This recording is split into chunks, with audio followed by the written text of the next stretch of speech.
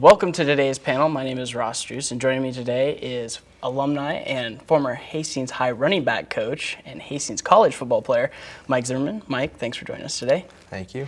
And also joining us is HC Media commentator and the current running backs coach for Hastings High, Andy Butler. Thanks, Ross. How's it going, Andy? I'm good. Good. All right, gentlemen. So we've all been around Hastings College sports for quite a while now. We can reminisce about the days when we used to play over at H. Jones Stadium and things like that. But I want to let's start off a little bit about your experiences and how you guys got involved in coaching at Hastings High first. So, Mike, would you start with that? Well, obviously it started from going to school there and playing there. So obviously I had a lot of pride in that program. And it ended up being that after I retired from Hastings College football, I opted to be a coaching minor. And there was a class in the coaching endorsement where you could basically go and be a coach at a local school, and you had to report to. So, for example, if you wanted to be a football coach, then you had to report to the former head football coach, Paul Merkowitz. If you wanted to be a girls basketball coach, your teacher was the girls basketball coach, and you would report to them on what type of things you learned and stuff like that. And so when I got done playing football, my body was done playing football, but my head and heart still was in the game. And I thought about trying this endorsement, and the first person I called that same day was Coach Rebarger, and he said, Coach Rebarger is the high school football coach, and he's like my second dad.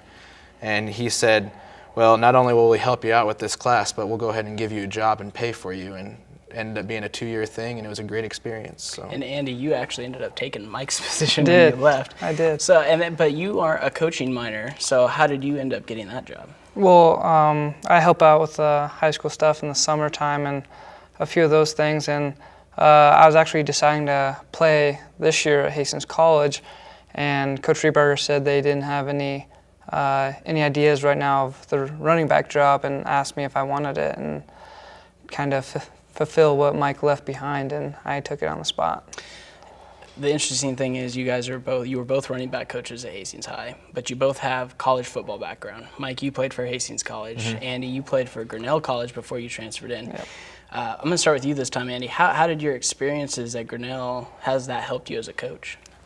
Just because, we both had success at Hastings High. We both worked hard enough to make it to that next level, and we both know what it takes to kind of reach that next goal that just about every high school football player has. And just kind of the little quirks that the college game has at the high school level isn't really touching on and stuff like that. We kind of have that insight and, just kind of the work needed to get there. Mike? I would say that, so many people think that the difference between high school football and college football is physicality, the speed of the game, and those things were all basically true. I don't know about you, but I never had too much trouble adjusting to the speed of the college game at all. No. Because I think if you're big enough and strong enough in high school, and you were a successful and good player in high school, you can adapt to college fairly well. But the difference between high school and college is you become more football smart, if that makes sense. You learn more about the game and why. In high school, you're told to do an assignment on a play, and you just do it because that's what your coach tells you to do. In college, especially when I played a different position in college than I did in high school, I learned more of the reason why I have to do things. And just having that expertise, and also ways to get players better, because you practice better in college.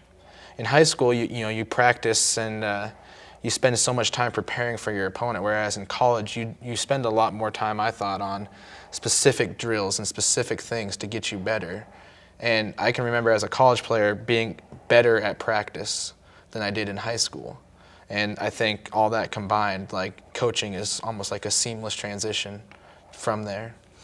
I think the next step now is that we've kind of gotten to the bulk now. We can talk a little bit about Hastings College sports, football in particular right now. But I think something that a lot of folks need to understand is the recruiting process. And both of you have gone through that. And in college at any level, you have to be able to recruit well in order to have a good team.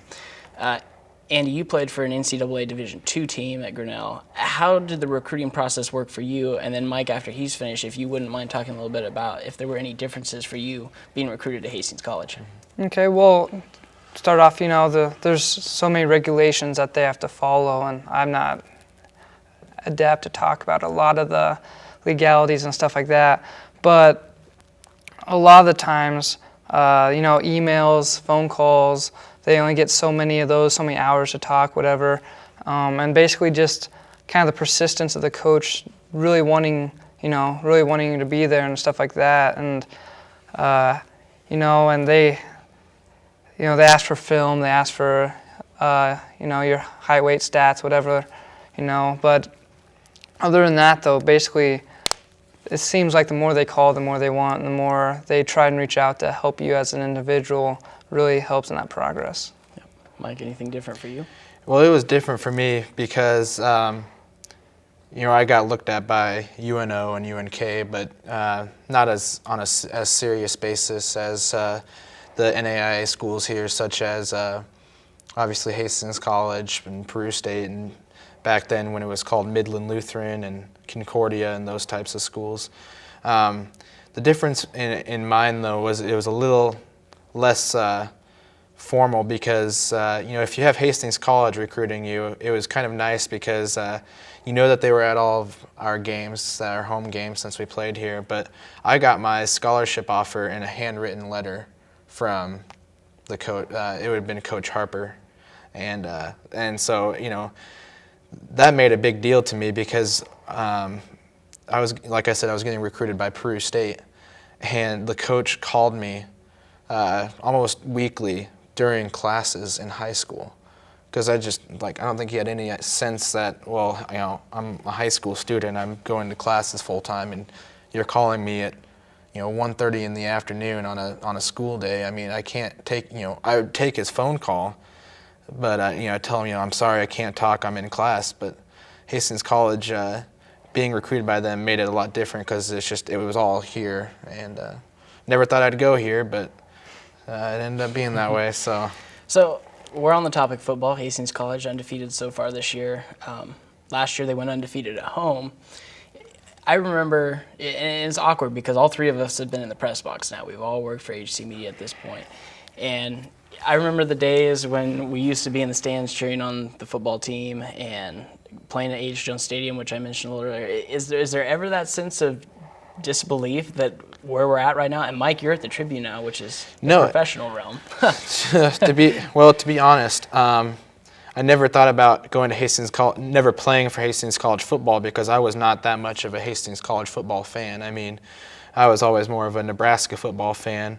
I do remember when I was 8 or 9 years old and Hastings College was in the national semifinals, and they played at home, and they played at A.H. Jones Stadium, which everybody that's probably helping out with this broadcast has no idea what A.H. Jones Stadium is, but where the Science Center is now, that used to be the football stadium.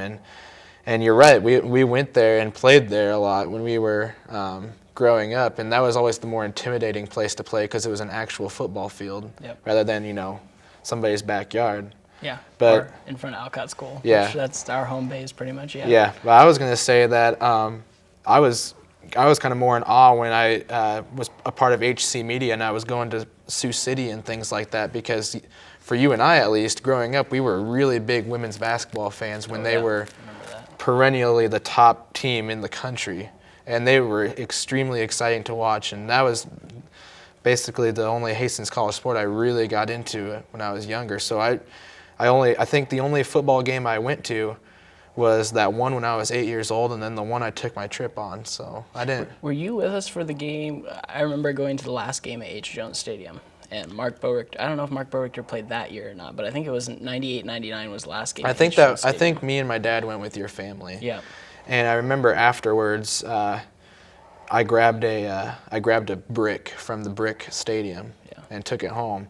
And that's funny too because when they put the new turf in here at the new stadium, I was working out one afternoon for the football team. We were doing our summer conditioning, and they had pieces of torn up turf. So I stole some of that because I played high school ball on it too. Yeah. So I have a piece of A.H. Jones Stadium and some old game-used turf from Lloyd Wilson Field, I guess. Any memories for you, Andy, that really stick out? I kind of fall into Mike's. I never really was a huge Bronco fan. I mean, I went to a couple games with my dad, just like just about every Hastings kid growing up.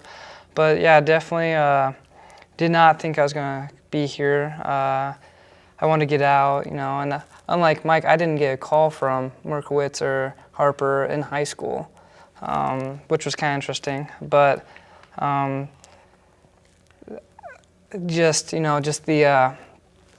kind of grown into it though, because being a broadcaster, announcer, whatever, maybe you kind of start to know the guys on a different level and understand different things. And I mean, I'm happy to be back and around the Broncos. All right, so we've walked down memory lane, which is great because I remember there's so many good memories from around here. But if we can focus in on things going on this year, let's come back to football a little bit. Like I said, they were undefeated. Did either of you see that coming this year so far? Well, I don't know if I saw it coming, but I saw a successful season because I believe a lot in Coach Harper. He was the coach that recruited me out of high school, and the thing that kind of stunk was he recruited me out of high school, but he was the defensive coordinator, and I played an offensive position. I was a fullback / tight end type position when he recruited me. So I developed a relationship with him, but he basically was never my coach because the way we practiced then was the offense basically ran their own practice and Harper and the defense ran their own practice on the other field or something like that. And but I knew how good of a coach he was. And last year, the Broncos didn't have necessarily a successful, a big-time successful season. Like you said, they went undefeated at home. But his defense is going to be good because that's his pedigree. And his defense has always been good, even when I played here.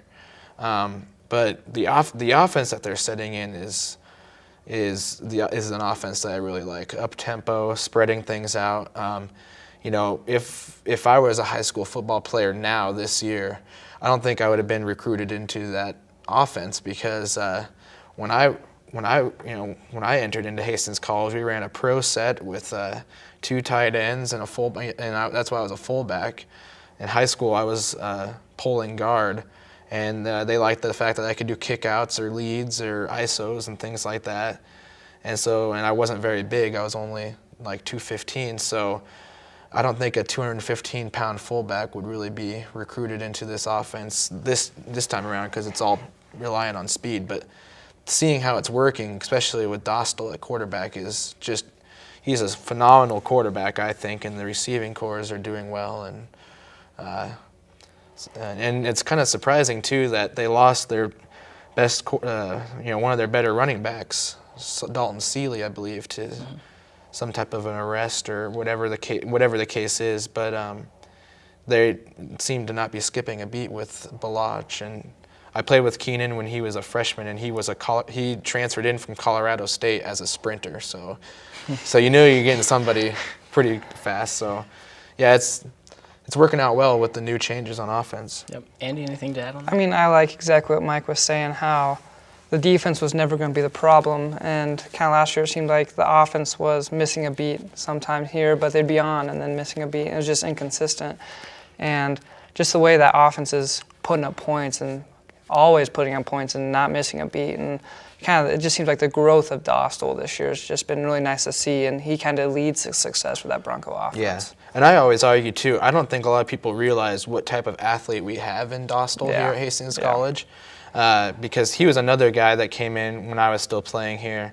And he was actually, I remember, because he played in a Class B school also. He played for Omaha Gross. And he was an all-state quarterback in Class B, which is a pretty, that's a pretty well-regarded thing. Yeah.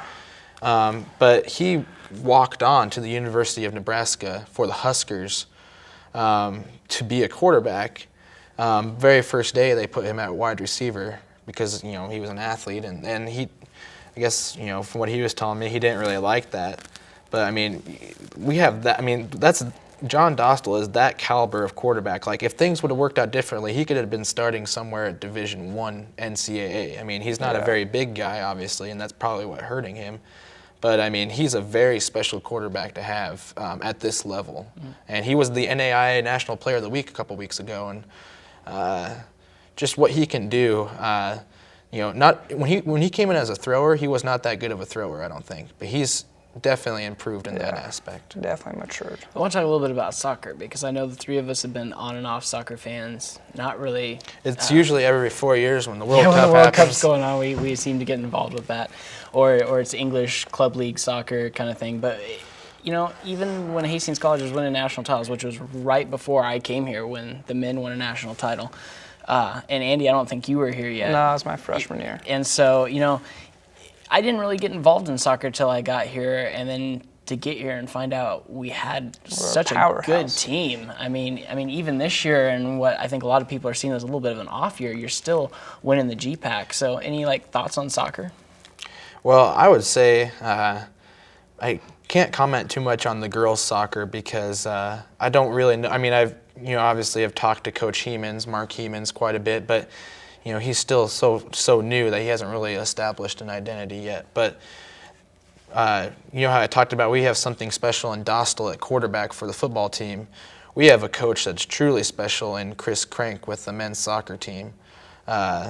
He has built this program up from the very bottom to be one of the most successful. If we are probably considered the top NAIA men's soccer school just because of our year in and year out success, no matter if it comes with a national championship or not. No other team can match the type of conference domination that Hastings College Broncos have. But just the way that all of the program is coming through him. It has his thumbprint all over it, and he's a type of coach that should not be at Hastings College by now, but he still is, and that kind of says a lot for how good of a coach he is.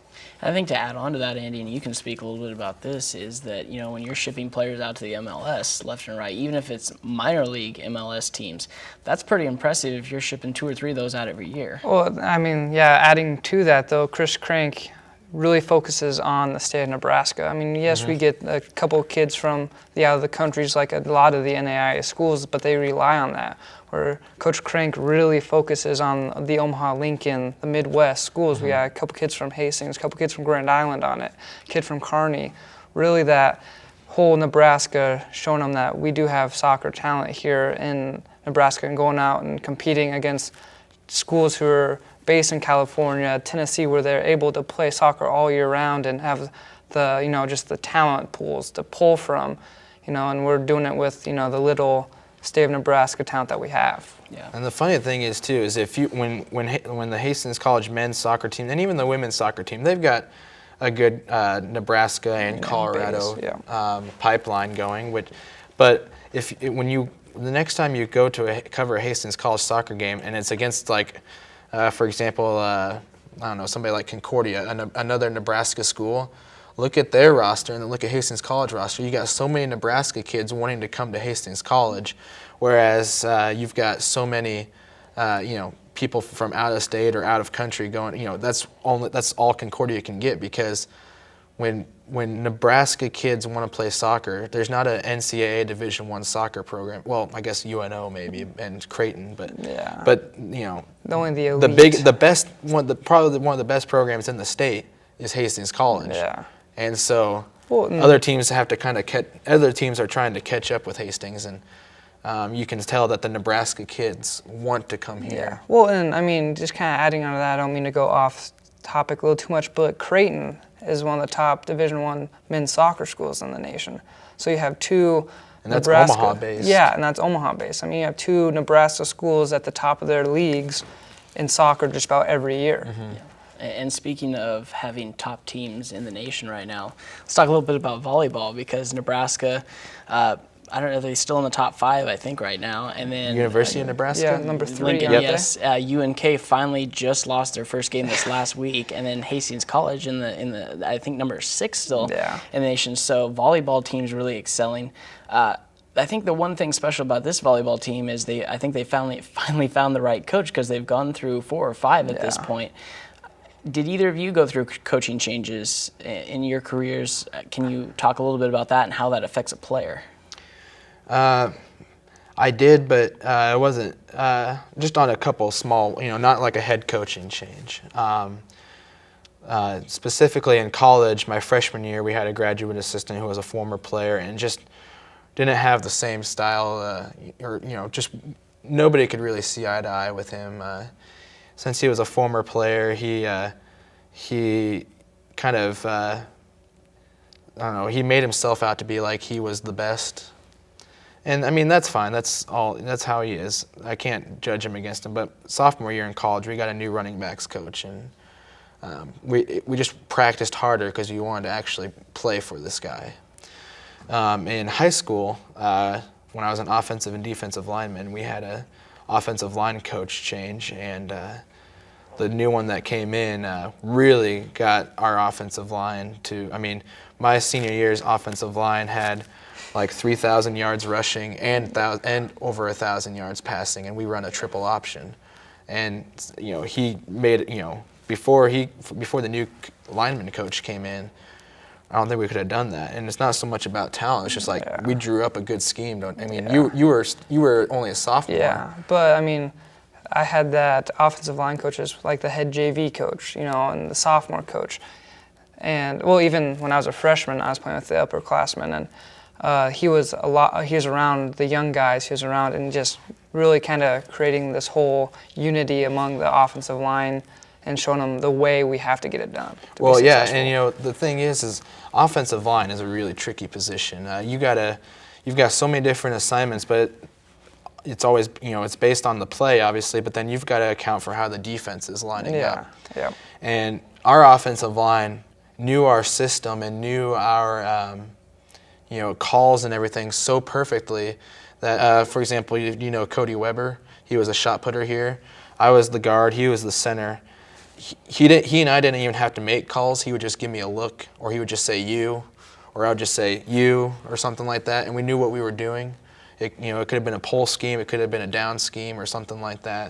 It could have been a slip or something, but I mean, we had it such down that we didn't really had to bark at each other. Do this, or this. It's just like you. I'm like, yep, me, or something like that. And the offensive line coach had a big role in that. Yeah. So basically, just to bring this full circle here, if you have the right guy in position, it doesn't matter how many coaching changes you went through. The right person is going to make you a better player in the end. And I think the volleyball team found that in Matt Buttermore so far this year. Mike, I know you've covered volleyball. Yeah, I'm the Hastings College volleyball beat writer, so I've had plenty of talks with Matt and the players and things like that.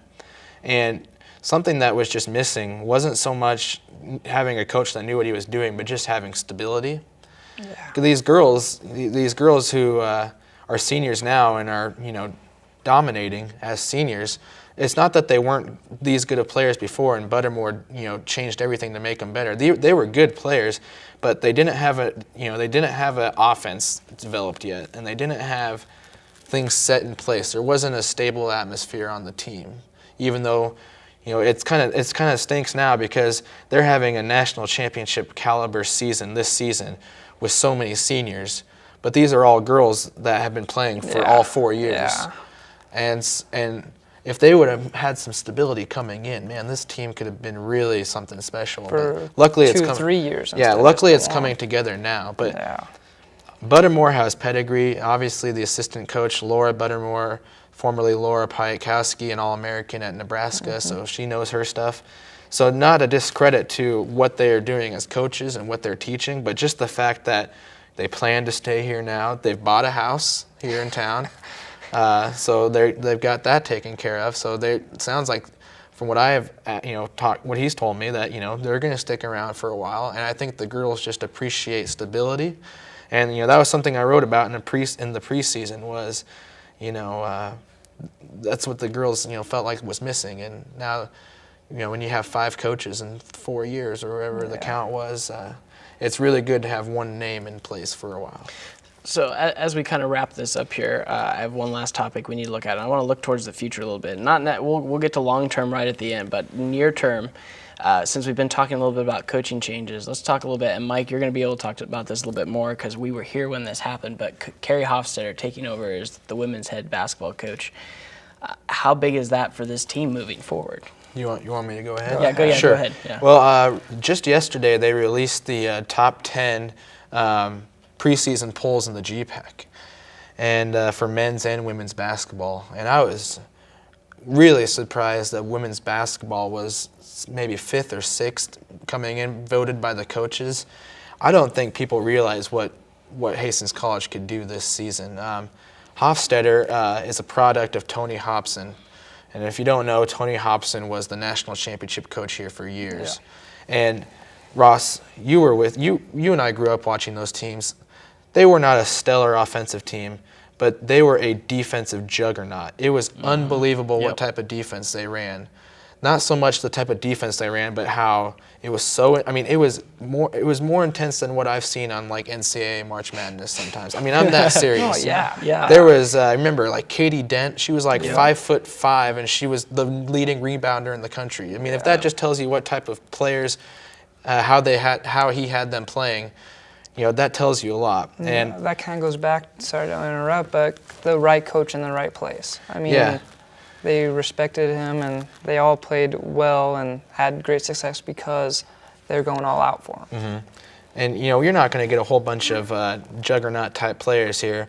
So he got the players from this area, made them into just because you think in Nebraska it's a cliche, but there's hardworking people here. So he figured, let's put in a hardworking defense that will just work really hard and not stop. They play 100% the whole game. Well, Hofstadter follows Hobson to Fort Hays State. Hobson's still there, but that's where Hastings College hired her from. But she's a former Hastings, she played for Sandy Creek, so she's from the area. She was a former player, so she played under Hobson and then coached with Hobson. So I feel like we're going to see a team that's very similar to that plays with a lot of effort. And the other great thing is, like I said, she's from the area. The girls volleyball players and the girls basketball players in this area are pretty dang good. And people know who Carrie Hofstadter is because they were our age and they grew up watching that team play.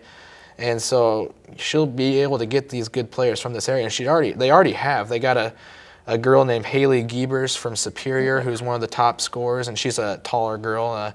There's a big-time basketball player in Sandy Creek, her former high school, named Michaela Shaw, who could be the Gatorade Player of the Year in Nebraska. She's phenomenal. And she, this is setting up where we'll have the program back, and I think that because it's the right coach at the right time, they can do it in year one, and that goes back to your point. Like they can make some noise. They'll be better than 5th or 6th in the GPAC, in my opinion. They'll be contending. Right now, basically the dark horse in the GPAC, kind of like the volleyball team was, because in preseason polls, the volleyball team was ranked 5th in the conference, and then come flying out and beat everybody. We'll see if the basketball team can do I've the done same enough thing. rambling on. Andy, do you want to add anything as far as the basketball team? Yeah, Mike hit that right on the head. Just kind of a local, you don't want to say local legend, but a local hero who played and had success and is willing to, revamp the program is always nice and beneficial when Nebraska is known for having the small towns with a great volleyball, basketball, whatever it may be, systems, and especially when we can produce them and then keep them close to home. Mm-hmm. And before we close things out, we haven't talked about the men's basketball team, but they're going to be a dark horse this year too. And Creech is just an excellent coach. And he might not get a lot of credit because sometimes they don't have great seasons, but they've got the players in place this year. Well, and last year they won how many games by within 5 points? And in a basketball game, 5 points in the last minute is a snap of the finger, and things are different. So definitely going to be. They didn't lose too many, last year, so definitely they'll be better. Yeah, they'll be definitely a contender. So final thoughts for you guys. I just want you to answer a quick question. And obviously the future for Hastings College is looking pretty bright. Fall sports doing excellent so far this year.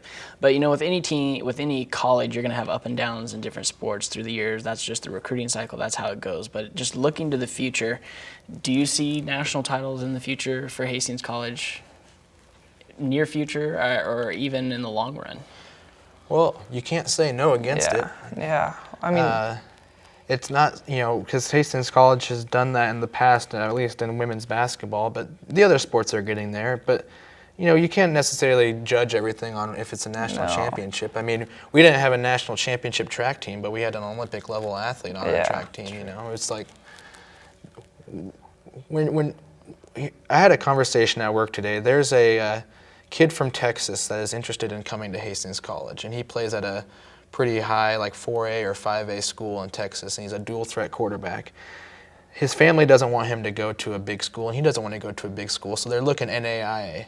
And they mentioned that when they looked at NAIA and they looked at facilities and they looked at tradition in the school, that Hastings College is one of the in the country in NAIA, a school that stands out, and I think we have that in place. Yeah, I mean, I went kind of crossing over when I went to Grinnell.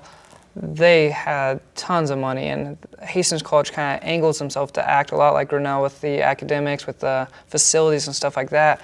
And I feel like Hastings College is kind of on that rise. We have a new turf. We have the facilities are pretty darn good for our volleyball, basketball. Linfield Arena and Lloyd Wilson are both great facilities for football and all the indoor sports that take place in the arena. And if you're an athlete, you can't turn stuff that looks this good down. So the general consensus then right now is the pieces of the puzzle are in place right Yeah, now and for a great future. And if you look at who we have coaching and stuff like that, you can't argue that if we're good now, it's only going to get better. I mean, Chris Crank, the new women's soccer coach who coached at Boise State. I mean, those are big name people in the sports world. It's not like we have a 60-year-old coach with a big tradition, on his way out. I mean, we've got younger coaches that have been here for a while and have established things, and everything seems to be heading in the right direction. Yeah. But I just don't think we should judge so much on if we can get national titles. I think we need to judge if we've got winning traditions, we've got teams that play hard and play the right way. Yeah, and consistency. I think we have that. Yeah. All right, I think that's all we have time for today. Thank everybody for joining us, and thank you, gentlemen, for being here today. Thanks.